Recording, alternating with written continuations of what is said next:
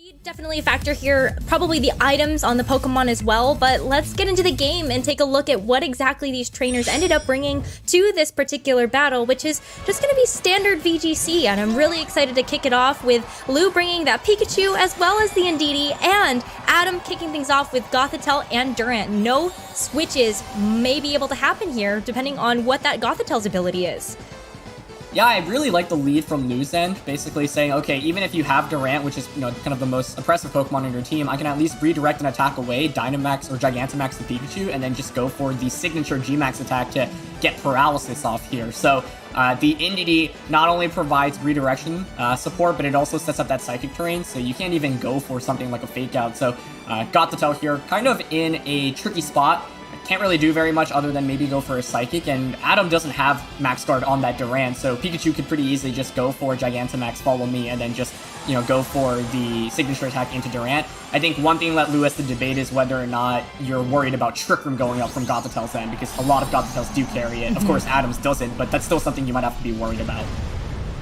Yeah, I would be worried about that speed too, but I might be worried a little bit more about this Durant that's going to Dynamax on the field, especially given that Durant has that ability Hustle, which allows it to have physical moves increased in power.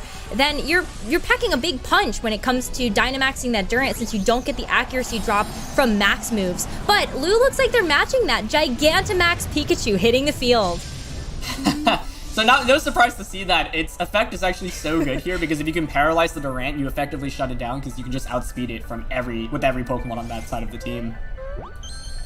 Yeah, so the Follow Me ends up being really important, so it can really protect Pikachu in order to get the paralysis off with its signature G-Max move. So Max Quake first, going right into that Follow Me Indeedee, and that's going to keep Pikachu very, very safe.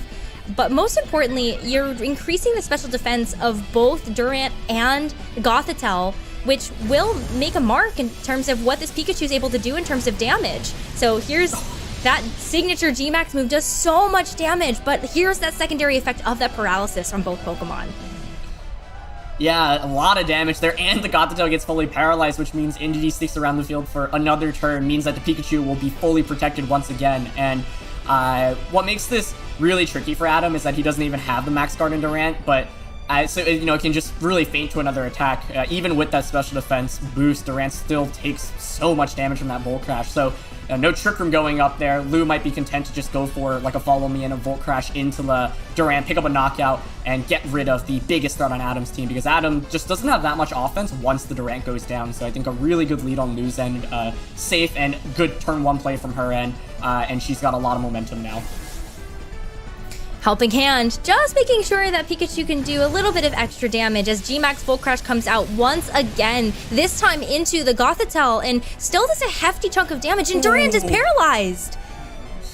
Yeah, that's a big paralysis there, denying it from any damage. Durant's one of those Pokemon that you really want to get every attack off, and the Indeedee actually survives as well. So Lou making the decision to actually go for the Helping Hand Volt Crash, probably expecting the Durant to go for Protect. But as we can see, it doesn't actually have Protect. However, it's attack that most Durants carry, so I think definitely a fair assumption there. But the Durant gets fully paralyzed, doesn't get a single attack off there, and now Lou can pretty safely target that slot, and you could pretty easily just go for something like a Follow Me and a Volt Crash to just pick up the KO on Durant. Once again, I think Durant is by far the strongest Pokemon on Adam's team, so the fact that was denied an attack this last turn through the full paralysis is such a big deal. It's one of the reasons why G-Max Pikachu is actually really viable. Paralyzing everything on your opponent's team just makes it that much harder to actually get attacks off every turn. Well, the survive on the Indeedee was really important last turn because it can use Follow Me again just in case something does survive through this G-Max Volt Crash. But as we saw the amount of damage that happened before onto Durant, the second hit from G-Max Volt Crash is going to be enough to get the knockout. Yeah, Durant really not a very bulky Pokemon. No way it could really survive that, and that's just a super safe play on Lou's end, as the Psychic here will trade the knockout onto the Indeedee. So, overall, I think Lou gets the better end of the trade out of the Dynamax, because Durant's a Pokemon that really wants to pick up multiple KOs while it is Dynamax. Then in the end, it was only able to effectively knock out that Indeedee, so that full paralysis allowing for Lu to just really not take too much damage from the Durant in those couple of turns. So now I really have to ask how Adam's going to be able to actually deal with all the offense from Lu's end, because Lu has so many really strong Pokemon. Ninetales, I think, an excellent Pokemon to switch in here for those same type attack bonus Heat Waves. And with the Psychic Terrain still up, Scrafty can't even go for a Fake Out right now. So the Intimidate doesn't really work. The Fake Out can't do anything right now either. And Pikachu and Ninetales are actually just exerting so much offense right now. I love G-Max Pikachu. It's definitely one of my favorite Pokemon to play with, and you can kind of see why those paralyses end up being so important, but you can also feel the effects of how strong Indeedee can be with that Psychic Terrain coming up so early in the game, just because it does deny the use of that Fake Out, and that is going to be really difficult for Adam to kind of claw back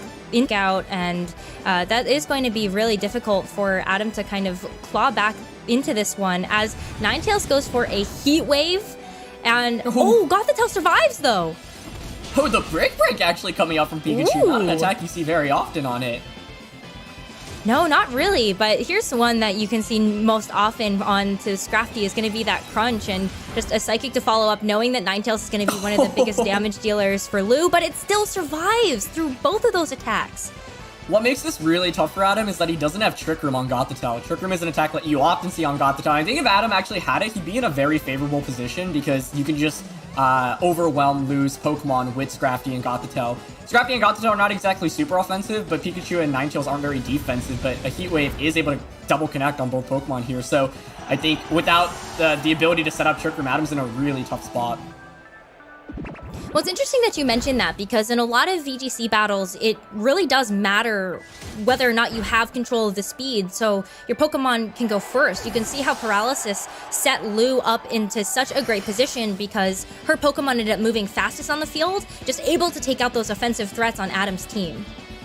Yeah, I'm really curious what Lu's last Pokemon is, because if it's that Charizard, the Rotom Heat actually could put in some work right now, but it's Excadrill, an excellent last Pokemon to have on Lu's end there, as Rotom comes out. This is not a very bulky Rotom, and it's Mold Breaker Excadrill, which means it can just go for a super effective ground-type attack and pick up the knockout onto Rotom. So, really good, I think, Pokemon choices by Lu here. I think if she had Charizard in the back, it actually might have been pretty tough to win against Rotom, but yeah, I think, the Scrafty is actually proving that it's really bulky, able to take multiple attacks, and Lu opting for that Brick Break. It doesn't actually do very much damage. She's not going for the electric type attacks. I'm wondering if it's something like a Thunder, which is obviously not very accurate. She's just going for guaranteed damage. But with Excadrill being Lu's last one, I think she's in a very favorable position.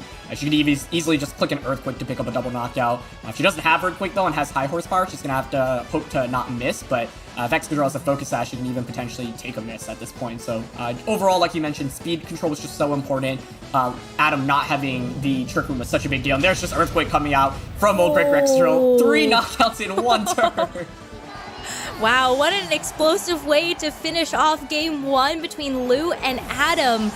Even knocking out her own Pikachu in order to take the win. What a fantastic way to do it. Yeah, I think Lu's lead was really smart. The Pikachu and... But it is very difficult when you're taking a look at Lu's team and the number of different Pokemon that are just able to dish out damage. I'm really excited to see how Adam decides to kind of, I guess, reapproach this for game 2, as we're going to get right into it and see whether or not anything else changes. Yeah, I think Rotom Heat as a Dynamax option could be really interesting. You mentioned, Dynamaxing something else, and that actually would pair really well against the Whimsicott and Charizard. So let's see if Adam decided to go with that. It is! Nice! Ooh! Yeah, the Rotom gonna be hitting the field with that Gothitelle, and Lu bringing out 2 different leads, showing off the versatility of the team with Charizard and Whimsicott. Yeah, so Lu actually switching it up as well. And, often in a VGC set, when you're up 1 game, you have so much flexibility. You want to think, okay, well, how is my opponent going to counter me? Or you could just say, I'm going to switch up my strategy just because my opponent might not expect it. So the Rotom is actually in a fantastic position right now, able to take attacks from the Charizard and the Whimsicott, but the Rotom actually isn't very bulky, so you could theoretically just go for a Dynamax with the Charizard or a Gigantamax and still distribute damage against it. But I think the Rotom at least puts Adam in a much more favorable position this time around, being able to resist attacks from Charizard and Whimsicott. I think Adam didn't reveal Trick Room in that first game, so Lu's probably thinking, okay, he probably doesn't have it, because if he had, he definitely would have gone for it in that last game. But despite going up against Rotom Heat, Charizard here, it looks like still going to commit to Gigantamax or Dynamax. excited to see what it's going to be, and it is going to be just a standard Dynamax here for Lu's Charizard. I'm really excited about seeing that Pokemon just because this is, again, a show in versatility of what Lu's team can do. But there's a lot of versatility from Adams as well. With no Psychic Terrain, you can go for the Fake Out, so Whimsicott not being able to take a move this turn, and Charizard going for a Max Airstream is going to do a significant chunk of damage to Adam's Gothitelle, but also increase the speed for both itself and Whimsicott. See what Rotom goes for. It's going to be that Thunderbolt, but with Charizard going for the Dynamax, actually still does so much damage there. This is a rather offensive Rotom, which makes sense given that it doesn't have any HP investment. But yeah, the Fake Out denies Whimsicott from going for something like a Fake Tears, which, you know, often is used, or maybe something like Sunny Day, for example, to boost the Solar Power Charizard. It's a regular Dynamax Charizard instead of the Gigantamax, which is, I think, pretty interesting. Most players tend for that Gigantamax, but of course, one of the upsides of regular Charizard is you can set up the Sun naturally through Fire-type attacks, but looks like Whimsicott's actually just going to take care of that immediately. Yeah, Sunny Day, so Sunlight going to turn harsh on the field, which is going to give a little bit of extra power to this Max Flare, and Rotom barely takes it. Able to fire off another Thunderbolt, which is going to do enough damage to knock out Charizard, and that's it for Lu's Dynamax this game. Yeah, so this time kind of switching things around. Adam still hasn't committed Dynamax and able to knock out Lu's Dynamax before anything, so I think the Rotom mixed up a really, really smart strategy there. Critical hit there does so much damage to Whimsicott as well, but you know, Lu does get a free switch in. That Excadrill, as we saw in that last game, puts on a lot of pressure. Something like Ninetales would be really good. That is her switch in. Like, Heat Wave is just so good against Adam's team. He doesn't really have anything like can resist it super well outside of that Milotic, and Ninetales sometimes carry, you know, Solar Beam, for example, with the combination of Fake Tears and Sun. Even if you switch in Milotic, it's still going to take a hefty amount. So, you know, I think Lu is still in a okay position. The main thing is that she has to deal with a late game Durant, so you know, she might want to consider setting up Tailwind so that she doesn't have to deal with... She can outspeed the Durant in subsequent turns, but it looks like it's just going to be a Moonblast for now. Moonblast is going to be enough to pick up the knockout for Adam's Rotom, and that will even the Pokemon score between Lu and Adam. Oh, but this Dark Pulse, that's going to get revealed from Ninetales, but it's not enough to get the knockout onto Gothitelle, so Gothitelle can fire back with a Psychic, and Whimsicott goes down. Yeah, the Whimsicott goes down, and more importantly, it didn't Tailwind, so if Adam has that Durant, yeah, you can just bring it in, go for a Dynamax. One thing that is tricky, though, is not knowing the items of the Ninetales and the Excadrill. If you're worried about something like a Focus Sash, then even if you go for a Max Rockfall or a Max Quake into the Ninetales, it can just Heat Wave in return if it has a Focus Sash and survives. So for that exact reason, actually, Adam brings in the Scrafty.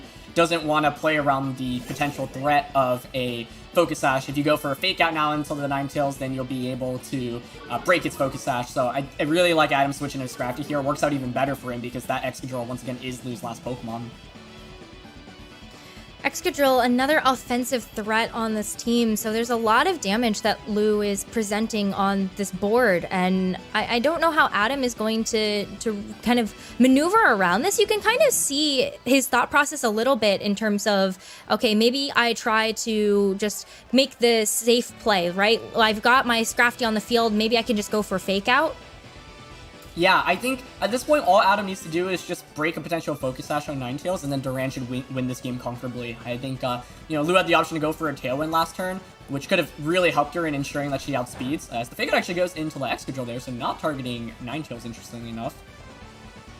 Oh, so Ninetales is able to fire off a Heat Wave. Yeah, Gothitelle gets knocked out here. Scrafty takes a bit of damage, but I'm interested about Adam's choice in faking out the Excadrill, maybe just expecting that the Excadrill is going to be more of an offensive threat here, but I would be worried about there being a Focus Sash on that Ninetales. Yeah, I think, you know, Ninetales and Excadrill are both Pokemon that can carry a Focus Sash. Adam might have been expecting the Protect there from the Ninetales, says, okay, I'm just going to target the Excadrill instead, but yeah, what makes this a little bit tricky now is if that Ninetales does have the Focus Sash, you can just survive and get a big Heat Wave off. However, you know, Durant's still exerting so much pressure here, and Adam is in a good position to potentially just pick up a double knockout. He'll be able to change the weather with Rockfall, so even if there's that Focus Sash, he's basically, Lu's gonna need to pick up a KO on Scrafty. The Scrafty is very, very bulky, so I'm not sure even like a Heat Wave and an Iron Head will pick up the knockout onto Scrafty, and then Scrafty can just return a knockout onto the Excadrill with a close combat. Oh, here's High Horsepower, and it misses the Scrafty! Misses. And completely misses. So that's Scrafty going to be around for another big turn. And here's the Max Rockfall. Is that the Pokemon that has the Focus Sash? It looks like it is. Ninetales gets a chance to hang on. Yeah, Excadrill moving before the Durant there as well. Not something that you see very often, especially with the Mold Breaker set. Yeah. So most likely carrying the Choice Scarf item, which is super interesting. Wow, but a huge Heat Wave. That is a one-hit knockout for Adam's Durant. So gets a chance to Dynamax and get that Rockfall, but that's about all it's going to be able to do. Setting up the Sand was important, though, because that is going to be able to do the last bit of trip onto Lose Ninetales. So it looks like it's going to be Scrafty taking this one. It is, yeah. The Scrafty with Close Combat, actually, really strong offensive option. In previous years, we've seen Scrafty in BGC. It was built, rather defensively. It would use something like Drain Punch, but now having access to Close Combat, it's able to do a significant amount of damage. So I think the lead was really important. Both the first... Especially when you see teams that have multiple leads, what do? Do you go with the play of, well, I think my opponent's going to do this, so maybe I try to counter that, or do you just go with what you know your game plan is? It's really difficult to kind of tell, but we'll see whether or not Lou and Adam decide to make any changes going into this game 3 and what they're going to do. Yeah, I'm really curious if Moldbreaker Excadrill comes out as a lead, because that counters the Rotom really hard, but it's actually just a back to basics with Pikachu and Indeedee. And we get the Durant, but this time with the Whimsicott. Okay, I like this. I like this for both players. We mentioned how important that this lead can be for Lou, but I really like the Whimsicott paired with the Durant too for Adam. Yeah, I think Lou probably gets the more favorable end of this trade-off, mainly because once again, Pikachu is out, can just go for a Follow Me and a Volt Crash into the Durant. So at least what Adam's able to do, like you mentioned with that Whimsicott lead, is able to set up a Tailwind so that Tailwind basically counteracts the paralysis and your Durant's basically just at regular speed. Of course, you still have to attack through the full paras, but I think a Whimsicott is an excellent adjustment relative to that Gothitelle, especially because that Gothitelle didn't even have Trick Room. Can't really do anything, can't Fake Out because of that Psychic terrain, so I really like the decision to bring out Whimsicott. I think Adam recognizing, okay, the threat of Sun or Fire-type Pokemon under Tailwind is really scary from Lou's end, so let me just make sure I can at least counteract both the paras from the Pikachu as well as the Fire-type Pokemon by setting up a Tailwind of my own. Well, I don't think it becomes any surprise to anyone if we're going back to basics to see that both of the offensive threats on either team are going to Dynamax and Gigantamax respectively here. Adam's Durant going to be posing a pretty big threat now, as the Indeedee's going to take that away from Pikachu again with a Follow Me, as Whimsicott does click that Tailwind, and that is going to be able to counteract a potential Paralyze coming out from Lou's end. But Max Flutterby now. Ooh, I really like that change, expecting the Follow Me from Indeedee. Yeah, that's a really good play there, because now you get the knockout, you get Tailwind up, and even if Volt Crash goes into the Durant, we'll actually have to see if it can pick up a one-hit KO, because there's no special defense boost this time. Let's see. I'm actually really curious about this. It doesn't do very much damage, though. No, especially actually no, because of the special attack drop. Yeah, so it's basically like the same thing as getting that special defense boost. So, yeah, misspeaking a little bit there, my bad. But yeah, at least like this time on Adam's end, he has the Tailwind up, so this Durant's actually still able to, go first, especially because we know that Ninetales is in Choice Scarf that has that Focus Sash, so you can get one big attack off before it faints here. And Whimsicott, with that Focus Sash can also get some damage off. You can actually outspeed both Pokemon with Whimsicott and Durant right now, so a double up I think makes a lot of sense onto one Pokemon right now just to guarantee a KO. So I think Adam making a really good adjustment by bringing Whimsicott this time around. Yeah, I really like the Tailwind, and I really like the Max Flutterby play. I think that was a really smart lead and a smart choice for Adam to go with, and just going with the Max Rockfall again, just to ensure this knockout onto Ninetales. I think that's also incredibly brilliant, just making sure that Ninetales can't pressure any more of those Heat Waves. Yeah, most importantly there for Adam, he doesn't get paralyzed on either Pokemon. A single paralysis there would be a really big deal, because it means that the Ninetales survives and gets a Heat Wave off, especially if that paralysis is coming from Durant. But Durant gets one big attack off before fainting this time around, so Durant was able to do a lot more in this game than it was able to do in that first game, where it picked up 2 knockouts, and right now Adam still has Tailwind up, so what's in the back can take advantage of that Tailwind as well, and Whimsicott's still outspeeding the Pikachu despite the paralysis, so I think great mix-ups by Adam, and yeah, with that Rotom Heat in the back, able to not get paralyzed by Bull Crash at all. Can take damage decently well with Tailwind up. You also outspeed everything on Lu's end right now, so you can pretty easily double up into whatever's coming in. Probably that Excadrill. We know that Excadrill doesn't even have a Focus Sash, like an Overheat might just pick up the knockout onto it, so I think Adam's actually in a really commanding position now. Well, that's interesting. It's not every day that you see a Whimsicott with Charm. It's been a while, yeah. I think, was able to win the Dallas Regional Championships, I believe, very early on in the season, but now not used very often. And the Paralysis does come out, but Tailwind is up, so Rotom's able to connect with that Overheat. That should just pick up the KO on Excadrill and I think seal up this game. Yeah, it's going to leave Lu with one Pokemon left, that Gigantamax Pikachu. But I don't know if that's going to be enough after taking out all of its supportive partners, even though it's showing off Max Geyser here. Oh, and the Rotom survives. Yeah. Big survival there. I think if you pick up the knockout there, then your win condition might be to... I mean, there's still a Scrafty in the back, so it's really tough, especially because Pikachu's revealed.